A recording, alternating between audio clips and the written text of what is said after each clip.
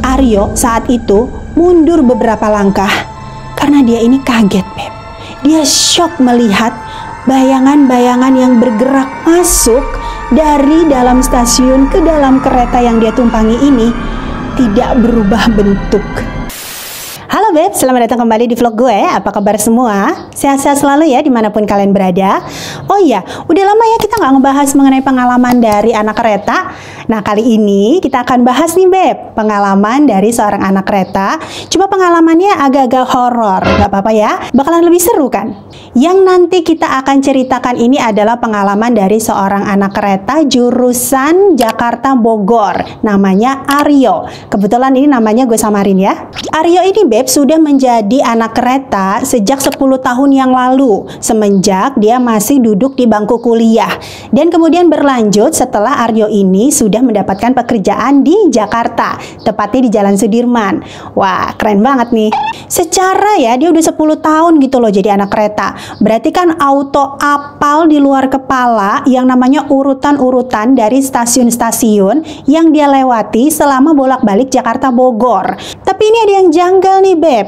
Jadi Aryo ini pernah mengalami pada saat dia pulang kerja, dia melihat ada satu stasiun yang nggak pernah dia lihat sebelumnya. Jadi stasiunnya ini beda dari stasiun-stasiun transit atau stasiun-stasiun antara lainnya. Ciri bangunannya ini khas banget nih Beb. Jadi seperti bangunan-bangunan di zaman Belanda. Jadi karena memang bangunannya ini sudah lama tidak terpakai, ini stasiunnya kosong. Jadi udah terbengkalai lama. Posisinya juga gelap tiap kali Aryo ini melewati stasiun tersebut. Yang Aryo tandai karena ini juga merupakan salah satu ciri khas dari bangunan stasiun terbengkalai ini, itu ada dua buah anak tangga yang bentuknya lebar dan di tengah-tengahnya ini dibatasi oleh pembatas besi. Jadi letaknya itu yang satu anak tangga ada di sebelah utara, satu lagi ada di sebelah selatan.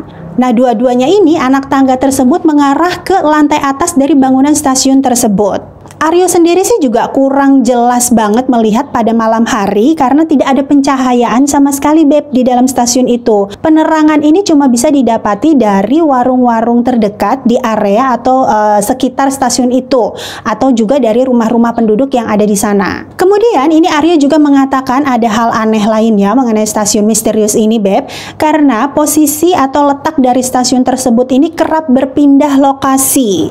Awalnya Aryo ini melihat posisi atau letak dari stasiun tersebut itu berada di antara UI dan juga Pondok Cina.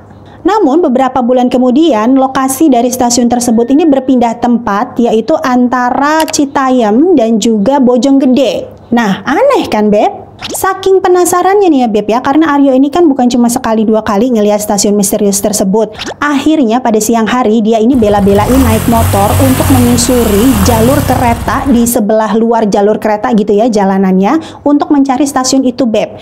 Dicari ini ya, dilihatin satu-satu mulai dari stasiun UI sampai Bojonggede. Nggak ketemu dong Beb, nihil, nggak ada jejaknya sama sekali. Nah, pengalaman mistis yang nanti akan dialami oleh Aryo ini Beb jauh lebih menyeramkan dan jauh lebih bikin bulu kuduk merinding selain cerita dari stasiun misterius ini. Tapi masih berkaitan dengan stasiun ini Beb. Penasaran gak sih ada apa aja emang nih yang dilihat Aryo? Dan apa nih yang bakal Aryo temuin? Stay tune ya Beb ya, jangan kemana-mana, terus tonton sampai selesai. Yuk langsung kita ke pembahasan. Waktu itu adalah hari Rabu, di mana hari Rabu ini menjadi hari keramat buat Aryo karena Rabu biasanya ini merupakan hari tersibuk selama Aryo ini bekerja dari Senin sampai dengan Jumat. Jadi di hari Rabu ini biasanya Aryo itu akan melakukan audit ke cabang-cabang dari kantornya Beb yang berada di luar Jakarta. Dan setelah kunjungan dinasnya tersebut, ini Aryo harus kembali lagi ke kantor pusat untuk membuat laporan yang nantinya akan diserahkan kepada bosnya. Nah, otomatis kan nih bakalan pulang malam si Aryo. Singkat cerita, hari Rabu itu Aryo ini selesai bekerja atau keluar kantor sekitar jam 10:30 malam. Dan karena Aryo ini masih berniat untuk bisa ngejar jadwal kereta Bogor yang terakhir, akhirnya dia berinisiatif untuk nebeng sama temannya naik motor sampai ke stasiun Manggarai. Sampai di stasiun Manggarai ini Aryo sekitar jam 11 malam Beb, dan dia langsung menghampiri petugas yang ada di sana untuk menanyakan apakah kereta ke Bogor ini masih ada. Petugasnya saat itu mengatakan kereta ke Bogor baru aja lewat, Beb. Tapi masih ada kereta terakhir yang nantinya berangkat dari stasiun Tanah Abang menuju ke Bogor. Nah, namun keretanya tersebut akan tiba terlambat di stasiun Manggarai karena ada gangguan teknis di stasiun Tanah Abang. Yang gak ada pilihan karena itu memang kereta terakhir satu-satunya yang nanti akan berangkat dari Manggarai menuju Bogor. Akhirnya Aryo lebih memilih untuk menunggu. Kondisi Aryo yang udah capek ya seharian ya bolak-balik dari kantor cabang terus ke kantor pusat lagi, kan dia pastinya capek dan ngantuk ya Beb ya. Udah nggak tahan nih dengan kondisi lelahnya, Aryo akhirnya nyender sambil meluk tasnya. Terus nggak lama kemudian dia ini sempet kayak ketidur gitu, kayak tertidur sebentar lah. Sampai tiba-tiba dia ini mendengar suara klakson dari kereta yang sangat keras. Aryo akhirnya terbangun karena adanya kilatan cahaya terang yang sangat terang sehingga menyilaukan dan membangunkannya dari tidur. Ia melihat ada kereta yang datang mendekat. Dan benar saja ketika sudah sangat dekat, Aryo ini melihat ada tulisan Bogor di atas rangkaian kereta yang paling depan. Dan saat itu dia juga melihat ada beberapa orang yang sedang berdiri di kejauhan sedang menunggu kereta seperti dirinya. Hingga akhirnya kereta ini berhenti dan terbuka pintunya. Orang-orang yang terlihat dari kejauhan ini seperti siluet atau bayangan hitam ini lalu masuk ke dalam kereta sama seperti dirinya, Beb. Dan pada saat Aryo ini naik kereta, ternyata gerbong yang ia naiki itu isinya nyaris kosong. Di sana, di dalamnya hanya terdapat Aryo dan seorang penumpang laki-laki yang duduk di bagian paling ujung di perbatasan gerbong. Aryo kemudian lebih memilih untuk duduk di tengah, nggak jauh dari pintu keluar.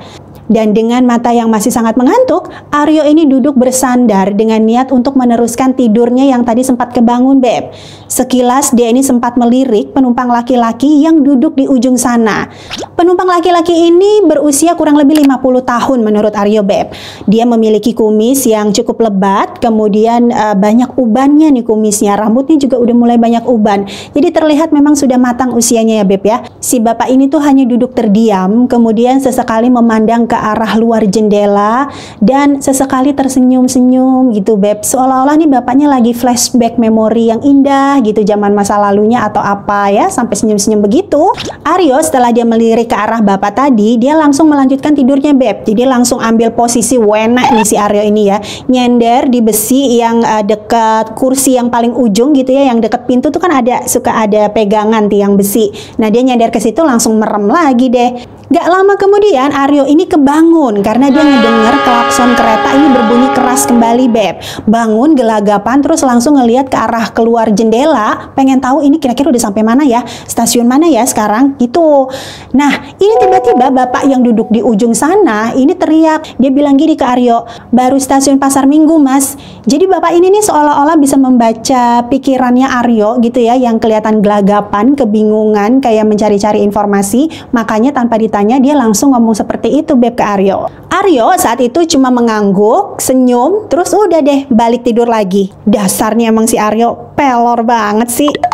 Gak lama Aryo kebangun lagi, Beb, sama kayak yang sebelumnya. Gara-gara klakson kereta, balik lagi dia gelagapan ngelihat ke arah keluar jendela kan, pengen tahu udah sampai mana. Nah ini dia sempat bingung nih, dia tuh ngerasa ya walaupun dia tidur, kereta ini kok nggak berhenti-berhenti ya. Harusnya kereta itu kan berhenti di setiap stasiun antara ya, Beb ya, untuk naik turun penumpang. Ya walaupun berhentinya cuma sebentar, nggak lama kayak di stasiun transit. Karena kalau di stasiun transit biasanya mangkalnya suka agak lama tuh komuter lain ya. Dan dia juga melihat di gerbongnya ini masih begitu-begitu aja, masih kosong, penumpang nggak nambah-nambah, cuma ada dia sama si bapak itu tadi.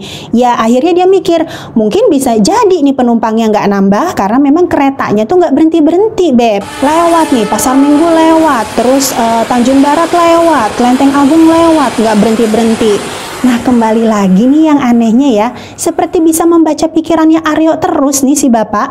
Dia lagi-lagi ngomong ke Aryo, dia ngomong gini, Beb, ini kereta ekspres mas, jadi nggak bakalan berhenti kalau belum sampai di stasiun tujuan.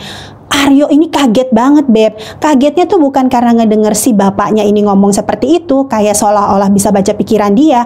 Yang bikin kaget Aryo adalah bapak itu posisi duduknya tiba-tiba udah pindah di sebelah kanannya dia, Beb. Nggak jauh dari tempat dia duduk. Nggak sebelahan sih, tapi deket gitu ya dari tempat dia duduk. Padahal kan sebelumnya dia lihat si bapaknya itu duduk di ujung ya, deket perbatasan gerbong. Kok tiba-tiba udah pindah? Apa karena dia terlalu pules tidurnya jadi nggak ngeh atau gimana?